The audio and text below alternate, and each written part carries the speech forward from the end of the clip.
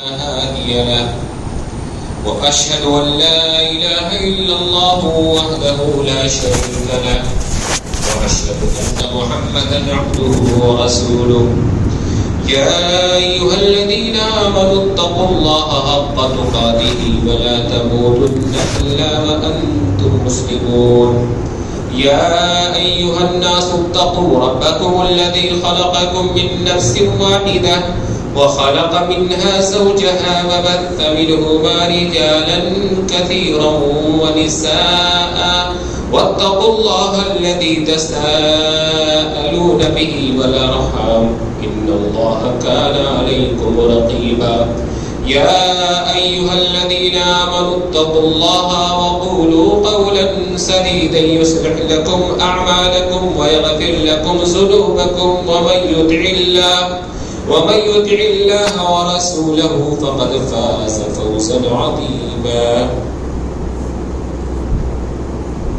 أما بعد فإن خير الحديث كتاب الله وخير الهدي هدي محمد صلى الله عليه وسلم وشر الأمور محدثاتها وكل محدثة بدعة وكل بدعة ضلالة وكل ضلالة في النار أعوذ بالله من الشيطان الرجيم وإذ قال ربك للملائكة إني جاعل في الأرض خليفة قالوا أتجعل فيها من يفسد فيها ويسفك الدماء ونحن نسبح بحمدك ونقدس لك قال إني أعلم ما لا تعلمون وقال تعالى في موضع آخر ومن يكفر بالله وملائكته وكتبه ورسله واليوم الآخر فقد ضل ضلالا بعيدا. تمام طرح کی حمد و ثنا بڑائی اور بزرگی ہماری اور آپ کی تمام تر عبادتیں طاعتیں نیکیاں اور بندگیاں اللہ وحدہ لا شریک کے لیے ہے. درود و سلام نازل ہو اس کے آخری نبی محمد عربی صلی اللہ علیہ وسلم پر، آپ کی ازواج اولاد اور تمام صحابہ اکرام پر، جن کے ذریعے سے ہمیں اسلام ملا، ایمان ملا، دین کی نعمت ملی اور ہم اور آپ مسلمان اور مومن ہوئے. ایک مومن ہونے کے ناطے سے ہم پر اور آپ پر جو چیزیں واجب ہیں، جو چیزیں ہماری ایمان کا حصہ ہے، جن کے بغیر ایک مومن ایمان نہیں اور ہمارا اور آپ کا ایمان کامل ایمان نہیں، بلکہ جن پر ایمان رکھے بغیر انسان مومن کہلا ہی نہیں سکتا، اور اگر انکار کر دے تو کفر کے دائرے میں داخل ہو جائے. ان میں سے ایک چیز اللہ تعالیٰ کے فرشتوں پر ایمان ہے. ایمان کے جو ارکان ہیں جن کو حدیث جبریل میں بیان کیا گیا، ان ارکان میں اللہ کے رسول صلی اللہ علیہ وسلم نے حضرت جبریل علیہ السلام کو جواب دیتے ہوئے یہ بیان فرمایا کہ ایمان یہ ہے ان تؤمن باللہ وملائکتہ وکتبہ ورسلہ والیوم الآخر وتؤمن بالقدر خیرہ وشرہ. ایمان یہ ہے کہ تم اللہ پر ایمان رکھو، اس کے فرشتوں پر ایمان رکھو، اس کی کتابوں پر ایمان رکھو، اس کے رسولوں پر ایمان رکھو، آخرت کے دن پر ایمان رکھو، اور اس بات پر ایمان رکھو کہ تقدیر کا خیر و شر سب اللہ کی جانب سے ہے. فرشتوں پر ایمان اللہ کے رسول صلی اللہ علیہ وسلم نے اس کو اللہ پر ایمان کے بعد ذکر فرمایا ہے، اور یہ ایمان کسی مومن کے ایمان کے لیے کتنا اہم ہے کہ اگر کوئی شخص اس ایمان کے تقاضے کو پورا نہیں کرتا ہے تو اللہ تعالیٰ نے سورہ نساء میں ارشاد فرمایا کہ وَمَن يَكْفُرْ بِاللَّهِ وَمَلَائِكَتِهِ وَكُتُبِهِ وَرُسُلِهِ وَالْيَوْمِ الْآخِرِ فَقَدْ ضَلَّ ضَلَالًا بَعِيدًا. جس شخص نے اللہ کا انکار کیا، اللہ کے فرشتوں کا انکار کیا، اللہ کی کتابوں کا انکار کیا، اللہ کے رسولوں کا انکار کیا، آخرت کے دن کا انکار کیا، تو ایسا شخص بہت دور کی گمراہی میں جا پڑا. اللہ اللہ کے فرشتے، اللہ کے رسول، اللہ کی کتابیں، آخرت کا دن، تقدیر، یہ ساری ایمان کی بنیادیں ہیں۔ ان بنیادوں میں سے ایک بنیاد ایمان بالملائکہ یا فرشتوں پر ایمان کے تعلق سے اور فرشتوں کے تعلق سے بعض باتیں میں آپ لوگوں کے سامنے آج عرض کرنا چاہتا ہوں۔ سب سے پہلی چیز یہ جان لیں کہ فرشتوں پر ایمان کا مطلب کیا ہے۔ ہم جو یہ کہتے ہیں کہ فرشتوں پر ایمان رکھنا چاہیے، تو فرشتوں پر ایمان کا مطلب کیا ہے؟ فرشتوں پر ایمان کا مطلب یہ ہے کہ انسان اس بات پر ایمان و یقین رکھے کہ فرشتے اللہ کی بے شمار مخلوقات میں سے ایک عظیم مخلوق ہے۔ اللہ کی مخلوقات بے شمار ہے، انسان و جنات کے علاوہ بھی اتنی ہے کہ جن کی تعداد کا علم نہیں۔ ان میں سے ایک عظیم مخلوق اللہ کے فرشتے ہیں، یہ اللہ کے معزز بندے ہیں۔ اللہ کے یہ فرشتے اللہ کے معزز بندے ہیں، اور انہی فرشتوں میں سے بعض کو اللہ تعالی نے اپنے انبیاء کی جانب اپنا پیغام پہنچانے کے لیے مقرر کیا اور ان سے پیغام رسانی کا کام لیتا رہا ہے۔ کم سے کم 3 چیزیں ایسی ہیں جن کا علم اور جن پر یقین و ایمان رکھنا یہ ضروری ہے ایک مومن بندے کے لیے۔ پہلی چیز فرشتوں کا وجود، کہ فرشتے اللہ کی ایک مخلوق ہے، فرشتے اللہ کی ایک مخلوق ہے۔ جس طرح سے انسان اللہ کی ایک مخلوق ہے، جس طرح سے جنات اللہ کی ایک مخلوق ہے، جس طرح سے یہ حیوان اللہ کی ایک مخلوق ہے، جس طرح سے یہ زمین و آسمان اللہ کی مخلوق ہے، ایسے ہی فرشتے بھی اللہ کی ایک مخلوق ہے۔ بعض لوگ جو فرشتوں کے وجود کے منکر ہیں، یا جو فرشتوں کو کچھ اور نام جیسے کچھ اور قوت جو ہے یا اخلاق یا اچھائی کا پیامبر سمجھ کر کے ان کو جو ہے پیش کرتے ہیں، ایسی بات نہیں۔ فرشتے بذات انسان جنات کی طرح سے اللہ کی ایک مخلوق ہے، وہ موجود ہے۔ دوسری بات یہ کہ فرشتے اللہ کی مخلوقات میں سے ایک ہے۔ اللہ تعالیٰ نے ان کو جس طرح سے انسانوں کو پیدا کیا ہے، جناتوں کو پیدا کیا ہے، حیوانوں کو پیدا کیا ہے، زمین و آسمان کو پیدا کیا ہے، ایسے ہی اللہ تعالیٰ نے ان فرشتوں کو بھی پیدا فرمایا ہے۔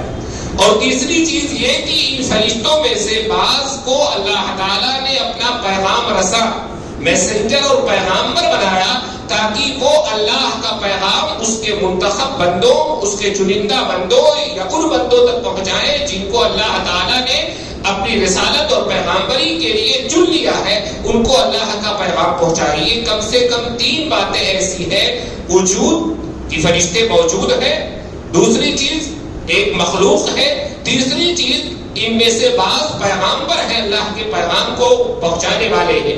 یہ کم سے کم ایمان کا وہ حصہ ہے جس کے اوپر ہمارا اور آپ کا ایمان و یقین بھی ہو، اور ہمیں اتنی چیز معلوم بھی ہونی چاہیے۔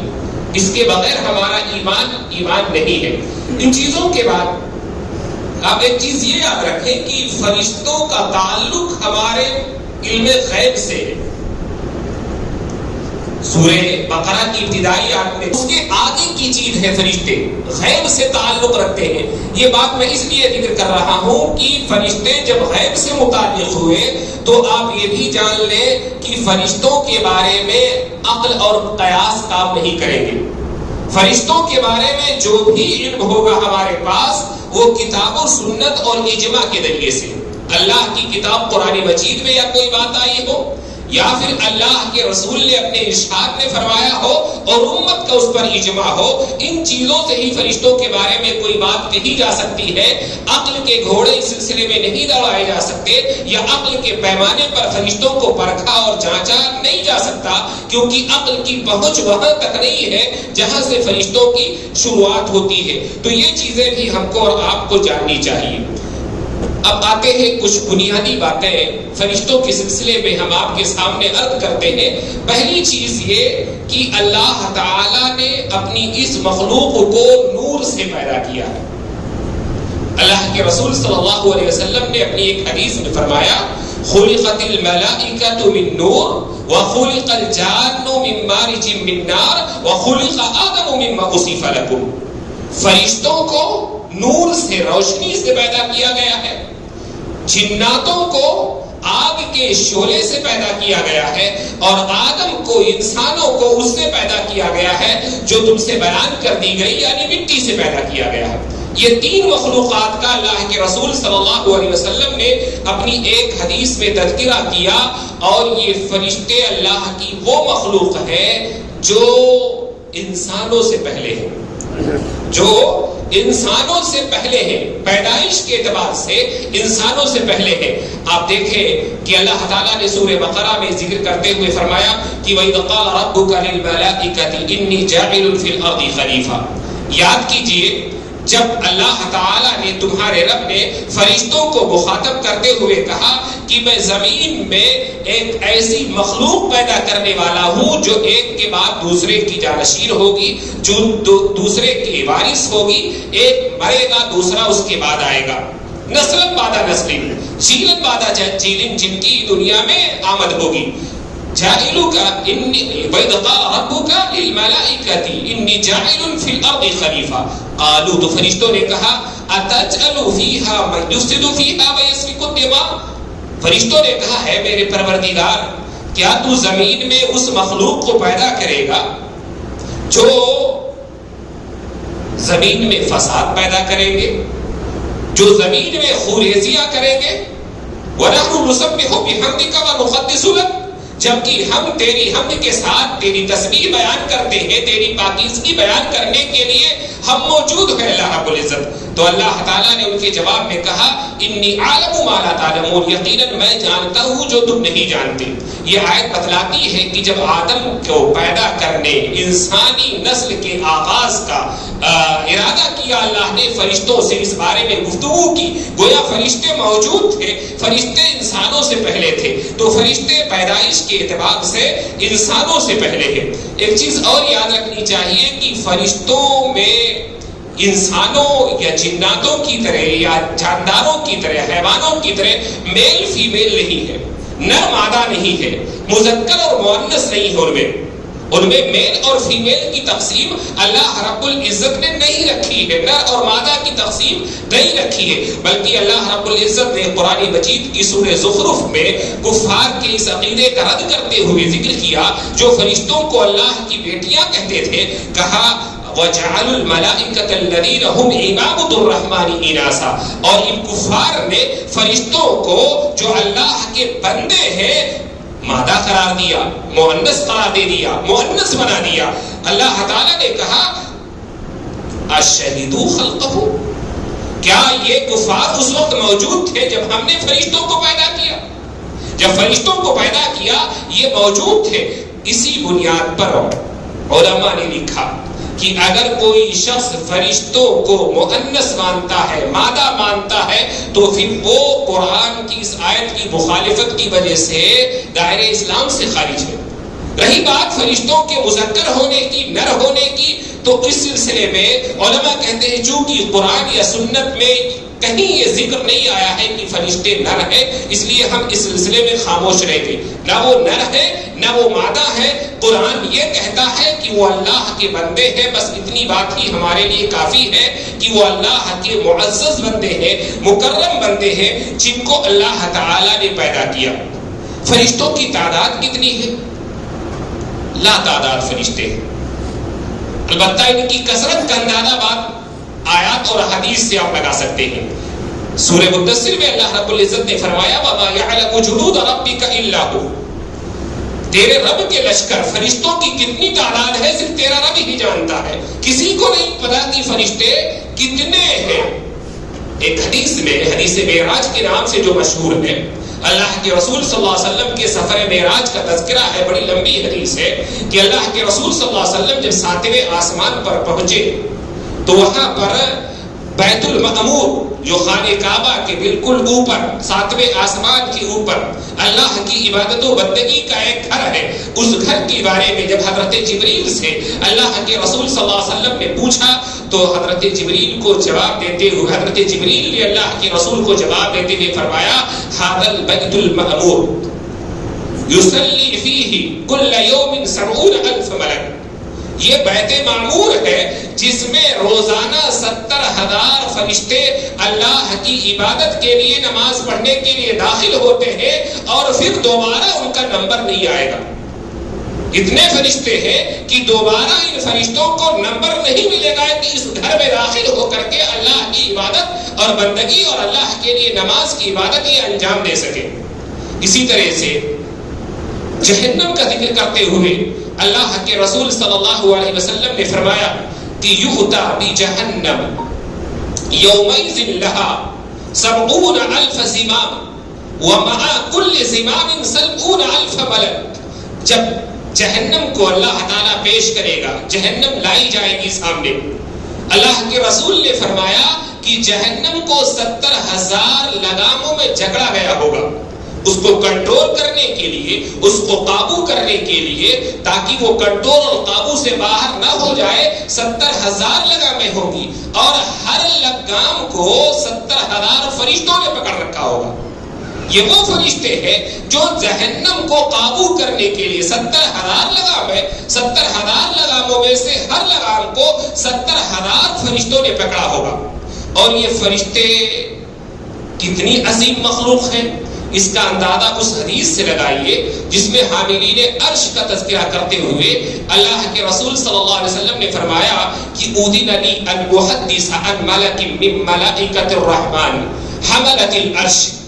سنن ابو داؤد کی صحیح حدیث ہے. اللہ کے رسول نے کہا مجھے اجازت دی گئی ہے کہ میں رحمان کے ان فرشتوں کے بارے میں جو عرش کو اٹھائے ہوئے ہیں ان کے بارے میں تم سے کچھ گفتگو کروں، تمہیں کچھ بتلاؤں.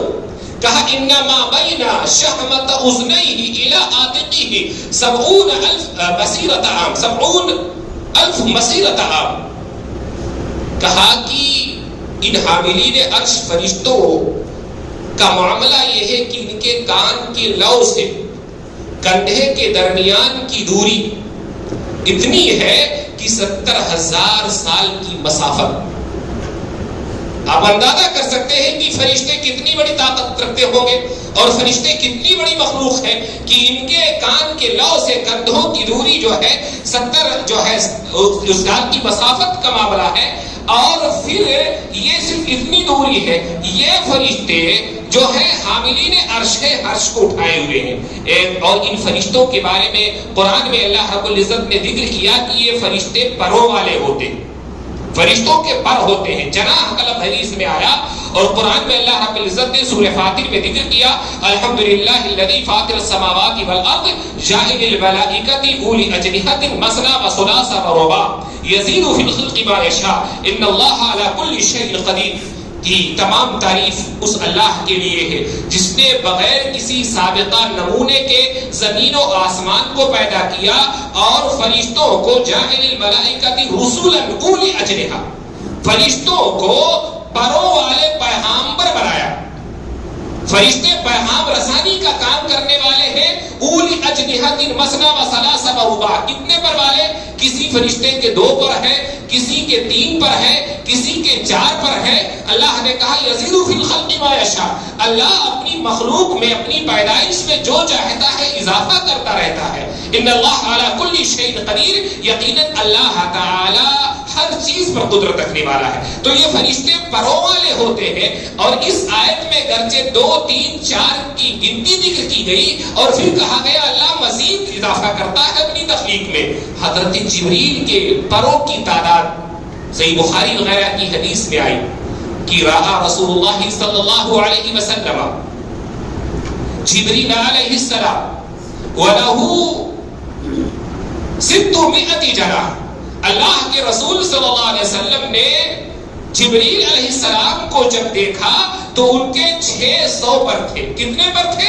600 پر تھے. اور یاد رکھے اللہ کے رسول صلی اللہ علیہ وسلم نے حضرت جبریل کو صرف 2 موقع پر ان کی اصل شکل میں دیکھا، صرف 2 موقعوں پر. ایک معراج کے موقع سے اور ایک ابتداء وحی میں غار حرا میں آپ نے دیکھا. ان دو موقعوں پر، بقیہ موقعوں پر حضرت جبریل یا تو بغیر شکل کے آتے تھے یا پھر کسی حکمت یا کلبی رضی اللہ تعالیٰ عنہ کی شکل میں آتے تھے، کبھی کسی دیہاتی کی شکل میں آ گئے. تو اس سے یہ بھی معلوم ہوا کہ فرشتے شکلوں کے بدلنے پر قدرت رکھتے ہیں، جتنی شکل میں چاہے وہ فرشتے آ سکتے ہیں. تو یہ اللہ تعالیٰ نے اتنی طاقت دی ہے فرشتوں کو، اتنا عظیم بنایا ہے کہ 600 پروں والے. اور ظاہر سی بات ہے کہ ابھی ہماری سائنس اتنی ترقی نہیں کر سکی کہ وہ پہلے آسمان پر پہنچ سکے. ابھی جو ہماری ترقیاں ہیں وہ آسمانوں تک نہیں پہنچی ہے. آسمانوں سے نیچے فضاء ہی میں، برہمانڈ ہی میں بھی لوگ ہیں. اور جبریل نے سفر جو طے کیا وہ سفر کیا تھا؟ پہلا آسمان، دوسرا آسمان، تیسرا آسمان، چوتھا آسمان، پانچواں آسمان، چھٹا آسمان، ساتواں آسمان، اس پر سدرۃ المنتہا تک چلے گئے جبریل علیہ السلام. تو ابھی ہماری سائنس اتنی ترقی نہیں کر سکی ہے. تو یہ انہی پروں کا کمال تھا جو اللہ تعالی نے اپنے اس خاص فرشتے، اپنے اس مقرب فرشتے حضرت جبریل علیہ السلام کو دے رکھے ہیں. اور یہ فرشتے بڑے حسین ہوتے ہیں. اللہ تعالیٰ نے قرآن مجید میں کہا ذو مرۃ فاستویٰ سورہ نجم میں کہ یہ حضرت عبداللہ بن عباس کہتے ہیں ذو مرۃ کا معنی ہے ذو منظر حسن، بڑے خوبصورت منظر والے ہوتے ہیں، دیکھنے میں بڑے اچھے ہوتے ہیں. اس کا اندازہ اس واقعے سے بھی لگا سکتے ہیں کہ جب عزیز مصر میں حضرت یوسف علیہ السلام کے خلاف عورتوں نے، عزیز مصر کی بیوی نے جو مصر کی اعلیٰ خاندانوں کی عورتوں کو جمع کیا اور پھر حضرت یوسف کو سامنے پیش کیا اور انہوں نے اپنی انگلیاں کاٹ لی، اس موقع پر ان عورتوں نے کہا تھا حاشا للہ ما ھذا بشر ان ھذا الا ملک کریم. نہیں، یہ انسان نہیں ہو سکتا، یہ تو فرشتہ لگ رہا ہے، اتنا خوبصورت. یہ یوسف وہی ہے جن کے ذکر کرتے ہوئے حدیث جبریل میں اللہ کے رسول صلی اللہ علیہ وسلم نے فرمایا قد اعطی شطر الحسن، ان کو آدھا حسن دے دیا گیا ہے. تو حضرت یوسف کا حسن دیکھ کر کے عورتوں نے کیا کہا تھا کہ یہ انسان تو نہیں لگتا، یہ خوبصورتی میں فرشتہ لگتا ہے. تو خوبصورت ہوتی ہے اللہ کی یہ مخلوق جو فرشتے کہلاتی ہے. اللہ کی اس مخلوق کی تعداد اور ان کی بعض خصوصیات کے بارے میں ہم نے آپ کے سامنے عرض کیا. یہ بھی بات جان لے کہ صحیح بات یہ ہے کہ ان تمام خصوصیات، خوبیوں، طاقتوں کے باوجود اللہ تعالیٰ کی اس مخلوق کو بھی موت آئے گی. اللہ تعالیٰ کی اس مخلوق کو بھی موت آئے گی. فرشتوں کو یہاں تک کہ ملک الموت کو بھی موت آئے گی. وہ فرشتہ جو دوسروں کی جان اور روح قبض کرنے پر مقرر اور متعین ہے، اس کو بھی ایک دن موت آئے گی.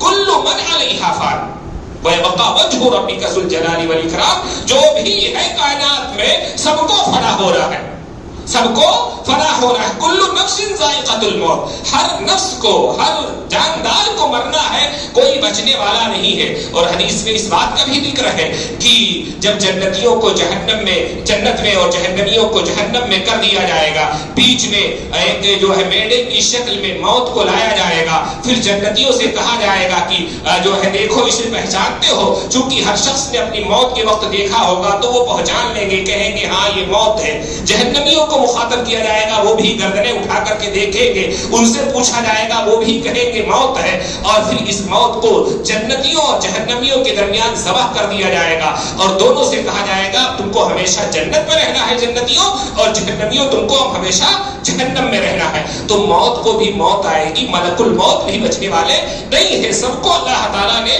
موت لکھ رکھی ہے اور سب کو موت آنی ہے. ایک بات یہاں اور فائدے کے طور پر جان لے کہ ہمارے یہاں مشہور ہے جی موت کے فرشتے کو عزرائیل کہتے ہیں. لیکن یہ بات نہ تو قرآن سے ثابت ہے نہ صحیح حدیث سے ثابت ہے.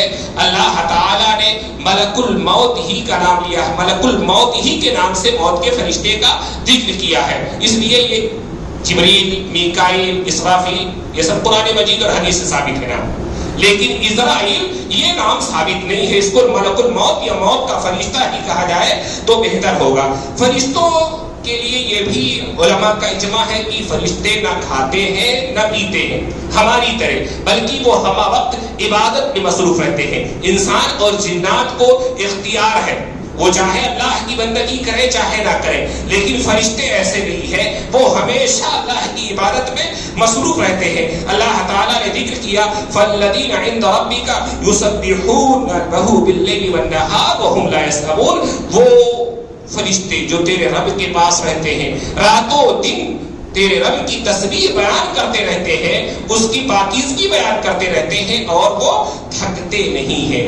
فرشتے معصوم ہیں، فرشتے معصوم ہیں۔ معصوم ہونے کے مطلب ہے ان سے کوئی غلطی، خطا، اس طرح کی بھول چوک، گناہ، اس طرح کی چیزوں کا ان سے انکار ہی نہیں ہے کہ وہ کوئی غلطی اور خطا کرے یا اللہ کی نافرمانی اور معصیت اور گناہ کا کوئی کام کوئی فرشتہ کرے، ایسا ممکن ہی نہیں ہے۔ اللہ تعالیٰ نے فرمایا لا یعصون اللہ ما امرہم ویفعلون ما یؤمرون، فرشتے وہ ہیں کہ اللہ نے جو حکم جس فرشتے کو دے رکھا ہے وہ اس کی خلاف ورزی نہیں کرتے، بلکہ جو حکم ان کو دیا گیا ہے وہ فرشتہ اس کام پر لگا ہوا ہے اور اسی کو کرتا رہتا ہے۔ فرشتے مومنوں سے محبت کرتے ہیں، فرشتے مومنوں کے لیے دعائیں مغفرت اور رحمت کرتے ہیں، فرشتے مومنوں کی دعاؤں کے بعد آمین کہتے ہیں، اور فرشتے اہل ایمان کی، علم کی، ذکر کی مجلسوں میں حاضر ہوتے رہتے ہیں۔ بطور خاص جمعہ کے دن، جمعہ کے دن اللہ کے رسول صلی اللہ علیہ وسلم نے فرمایا اذا کان یوم الجمعۃ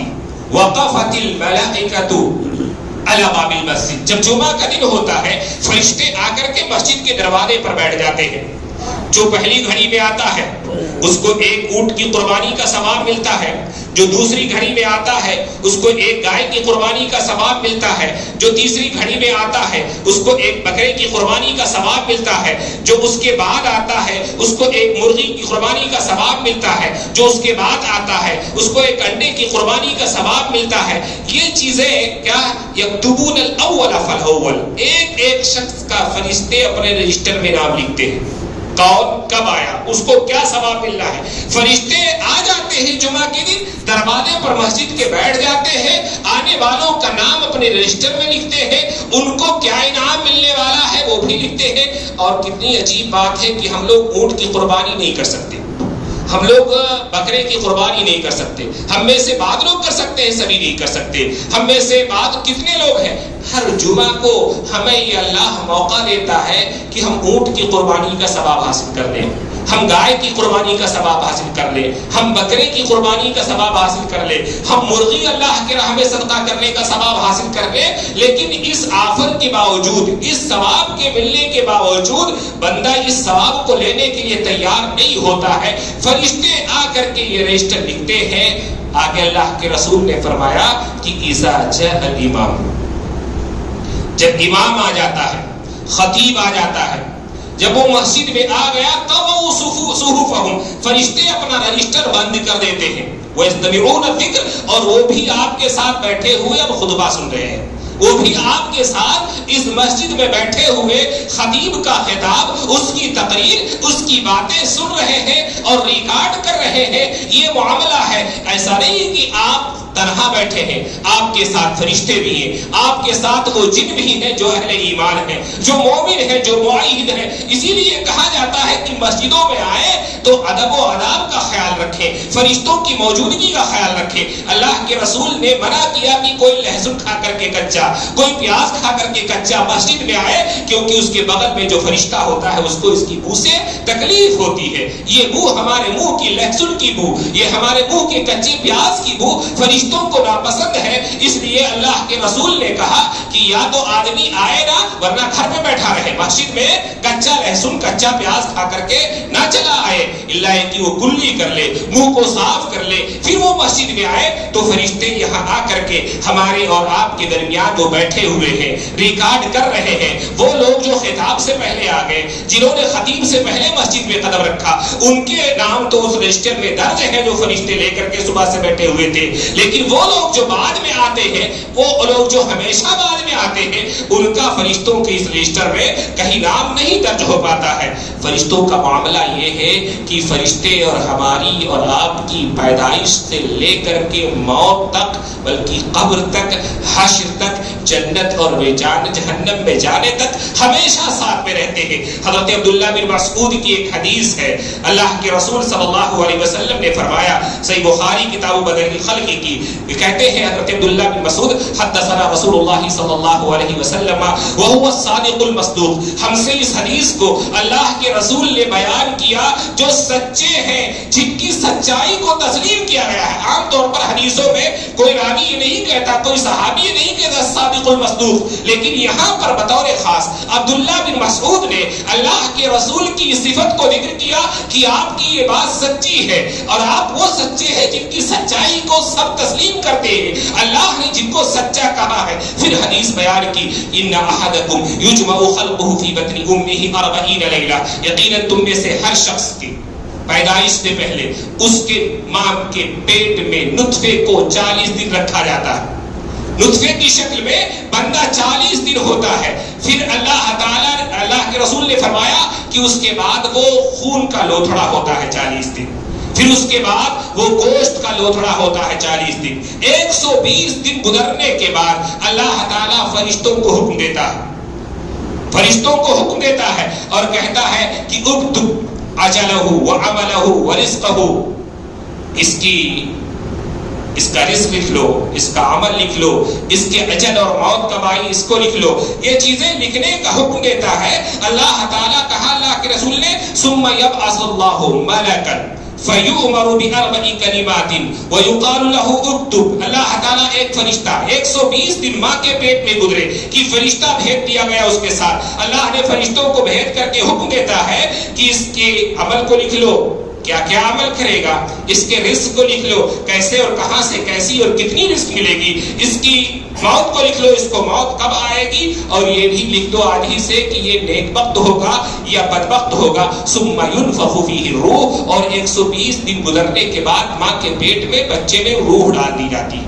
यही से अब फरिश्तों की निगरानी शुरू हो जाती है। अब फरिश्ते किस तरह से इंसान के साथ लगे रहते हैं। सूरह राद में अल्लाह रब्बुल इज़्ज़त ने फरमाया, लहू मुअक़्क़िबातुम मिन बैनि यदैहि व मिन ख़ल्फ़िही यहफ़ज़ूनहु मिन अम्रिल्लाह। अल्लाह ताला ने इंसान की हिफाजत के लिए अपने हुक्म से हर इंसान, हमारे और आप जैसे करोड़ों नहीं अरबों की इंसान, मोमिन काफिर की कोई तफरीक नहीं है, मुवहिद और गैर मुवहिद की कोई तफरीक नहीं है। हर इंसान के साथ अल्लाह ताला ने बारी अदल बदल कर जाने वाले फरिश्ते मुहाफिज मुकर्रर कर दिए, जो हमें नागहानी हादसे से कभी देखते हैं कि हम हटे की पंखा गिर गया, हम गुजरे की गाड़ी क्रॉस हो गई, हम जो पेड़ गिर गया, हम जो तार बिजली का गिर गया और बंदा एक लम्हे से बच जाता है। ये बचाने वाले कौन होते हैं? फरिश्ते होते हैं। ये एक दो नहीं होते हैं, अल्लाह ने कोई तादाद इनकी जिक्र नहीं की। और ये फरिश्ते बारी बदलते हैं। फजर की नमाज में दोनों तरह के फरिश्ते हाजिर होते हैं और असर में एक बारी बदलती है। इस तरह से बारी बारी फरिश्ते इंसानों की हिफाजत में लगे रहते हैं। एक तो ये हिफाजत करने वाले फरिश्ते होते हैं, उसके अलावा अल्लाह के रसूल सल्लल्लाहु अलैहि वसल्लम अल्लाह ताला ने कुरान मजीद की सूरह इन्फितार में फरमाया कि इसके अलावा वो फरिश्ते होते हैं जिनको हम और आप किरामन कातिबीन के नाम से जानते हैं। इन्ना अलैकुम लहाफिज़ीन किरामन कातिबीन, तुम में से हर शख्स के ऊपर निगहबान है। ये निगरानी करने वाले हैं, किरामन मुअज़्ज़ज़ है। ये लिखने वाले हैं, जो भी अच्छा बुरा हम और आप अमल करते हैं उसको भी रिकॉर्ड करते रहते हैं ये फरिश्ते। तो ये फरिश्ते हमारे साथ, हमारे कंधों के साथ भी लगे हुए हैं, हमारे और आगे पीछे दाएं बाएं से होने वाले हादसात से हमारी हिफाजत भी करते हैं। इसके साथ साथ हमारे अमाल का रिकॉर्ड भी तैयार करते हैं। और ये फरिश्ते ही होते हैं जो मौत के वक्त आते हैं। अल्लाह ताला ने फरमाया कि कुल यतवफ़्फ़ाकुम मलकुल मौत अल्लज़ी उक्किला बिकुम सुम्मा इला रब्बिकुम तुरजऊन। कह दीजिए, तुम्हें वो मौत का फरिश्ता कब्ज करता है तुम्हारी रूह को, आकर के मौत का फरिश्ता तुम्हारी रूह को कब्ज कर लेता है। तो ये सारी जिंदगी हमारी और आपकी इन फरिश्तों के दरमियान ही गुजरती है। फरिश्तों के बगैर हम कहीं नहीं रहते, फरिश्ते हमारा साथ कहीं नहीं छोड़ते। फरिश्ते हमारी हिफाजत करने वाले हो या फिर हमारे आमाल का रिकॉर्ड करने वाले हैं, ये फरिश्ते हमारे साथ लगे रहते हैं। लेकिन अच्छी बात یا اہل ایمان کے لیے کتنی خوبی کی بات ہے کہ اللہ کی یہ عظیم مخلوق، اللہ کے یہ معزز بندے، اللہ کے یہ مقرب فرشتے ہمارے اور آپ جیسے انسانوں کے لیے دعا کرتے ہیں۔ ایسے انسانوں کے لیے اللہ کے رسول صلی اللہ علیہ وسلم اور اللہ تعالیٰ کے فرمان کو دیکھیں، اللہ تعالیٰ کے فرشتے جن لوگوں کی دعا کے لیے دعا کرتے ہیں ان میں سے ایک کا ذکر کرتے ہوئے اللہ تعالیٰ نے فرمایا الذین یحملون العرش، وہ فرشتے جو عرش کو اٹھائے ہوئے ہیں۔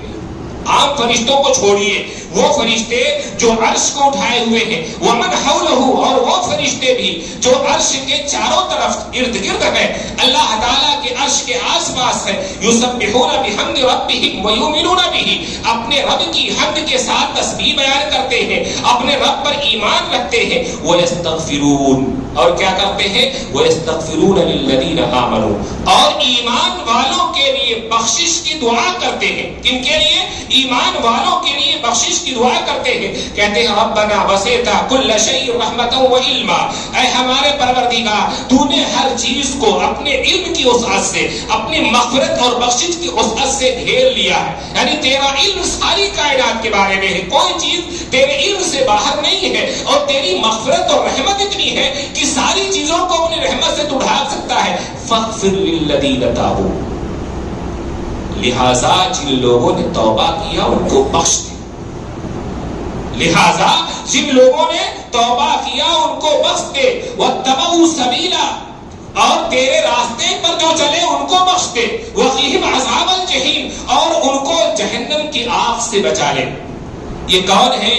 ایمان والے، توبہ کرنے والے، اللہ کی راہ کو اختیار کرنے والے۔ اب ایمان ہے، ایمان کے ساتھ اگر گناہ ہو گیا، غلطی ہو گئی، ایک کوئی معصیت کر لیا بندہ، توبہ کر لے، توبہ کرنے پر پھر فرشتے اس کے لیے بخشش کی دعا کرتے ہیں اور کہتے ہیں کہ تیری رحمت، تیری مغفرت اتنی وسیع ہے تو تو اپنے ان مومن گنہگار بندوں کو، گناہ کرنے والے بندوں کو بخش دے، معاف کر دے، رحمت سے ڈھانک لے، جہنم کی آگ سے بچا لے۔ بطور خاص اللہ تعالیٰ کے یہ فرشتے نمازیوں کے لیے دعا کرتے ہیں۔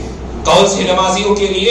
اللہ کے رسول صلی اللہ علیہ وسلم نے فرمایا، صحیح بخاری اور صحیح مسلم کی حدیث ہے، الملائکۃ تصلی علی احد ما دام فی مصلی الذی صلی فیہ ما لم یحدث، یقول اللہم اغفر له اللہم ارحمہ۔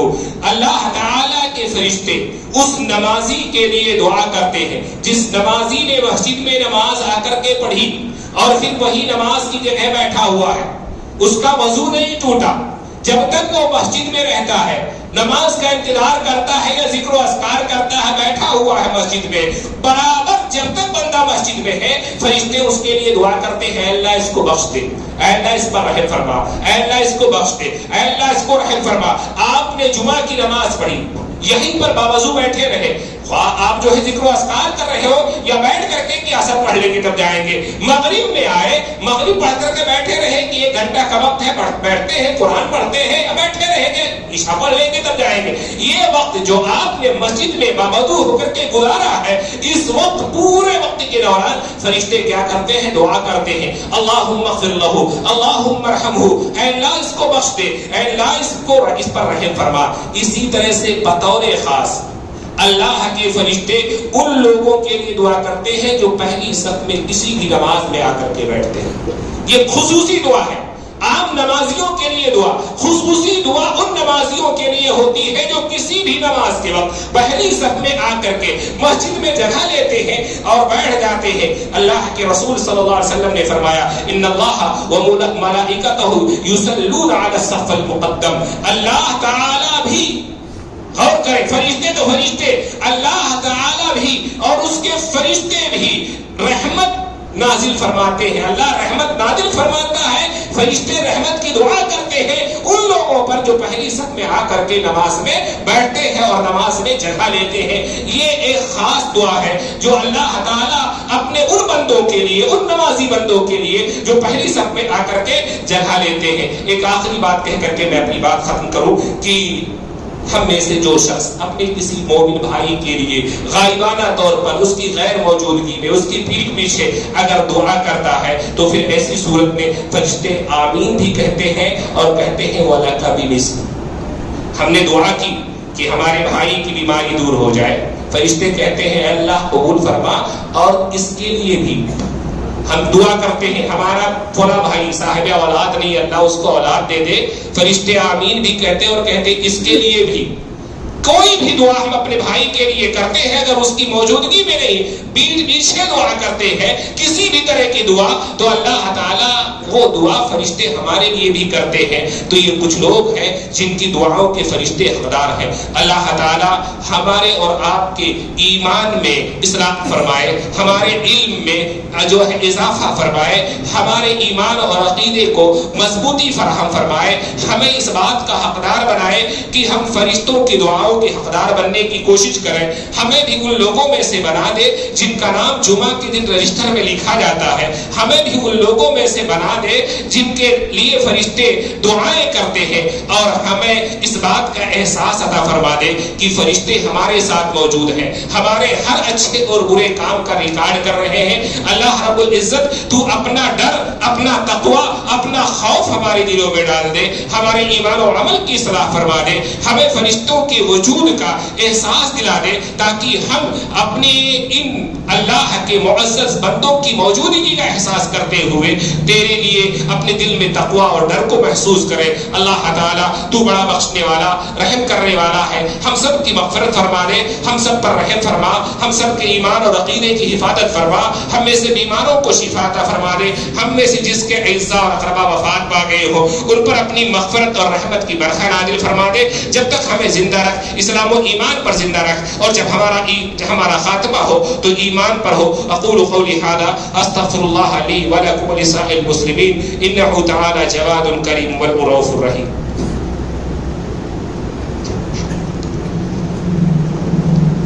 ان الحمد للہ نحمده ونستعینه ونستغفره ونعوذ باللہ من شرور انفسنا ومن سیئات اعمالنا من يهده الله فلا مضل له ومن يضلل فلا هادي له واشهد ان لا اله الا الله وحده لا شريك له واشهد ان محمدا عبده ورسوله اما بعد فان خير الحديث كتاب الله وخير الهدي هدي محمد صلى الله عليه وسلم وشر الامور محدثاتها وكل محدثه بدعه وكل بدعه ضلاله وكل ضلاله في النار اعوذ بالله من الشيطان الرجيم بسم الله الرحمن الرحيم ان الله وملائكته يصلون على النبي يا ايها الذين امنوا صلوا عليه وسلموا تسليما اللهم صل على محمد وعلى ال محمد كما صليت على ابراهيم وعلى ال ابراهيم انك حميد مجيد اللهم بارك على محمد وعلى ال محمد كما باركت على ابراهيم وعلى ال ابراهيم انك حميد مجيد عباد الله رحمكم الله ان الله يأمر بالعدل والإحسان وإيتاء ذي القربى وينهى عن الفحشاء والمنكر والبغي يعظكم لعلكم تذكرون